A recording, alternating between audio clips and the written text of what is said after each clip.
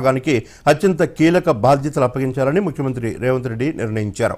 అందుకు అనుగుణంగా వ్యవస్థాగత మార్పులతో పాటు బాధ్యతల పంపిణీ జరగాలని అధికారులకు సూచించారు. సచివాలయంలో municipal administration, HMDA, Musi development అధికారులతో ముఖ్యమంత్రి సమీక్ష సమావేశం నిర్వహించారు. హైదరాబాద్ భౌగోళిక పరిధిని విస్తరించనున్న దృష్ట్యా విపత్తుల నిర్వహణ విభాగం పరిధి కూడా ఔటర్ రింగ్ రోడ్డు వరకు విస్తరించాలని ఆదేశించారు. జీహెచ్ఎంసీ, దాని చుట్టూ ఉన్న 27 మున్సిపాలిటీలు, కార్పొరేషన్లు, 33 గ్రామ పంచాయతీల వరకు ఈ విభాగం సేవలు అందించేందుకు అవసరమైన మార్పులు చేయాలని సూచించారు. ఇకపై ఈ విభాగాన్ని Hyderabad disaster response and assets monitoring protection అని పేరు పెట్టారు. ప్రాథమికంగా నిర్ణయం తీసుకున్నారు. డీఐజీ స్థాయి అధికారి ఈ విభాగానికి డైరెక్టర్గా, ఎస్పీ స్థాయి అధికారులు అడిషనల్ డైరెక్టర్లుగా ఉండేలా చూడాలని సీఎం చెప్పారు.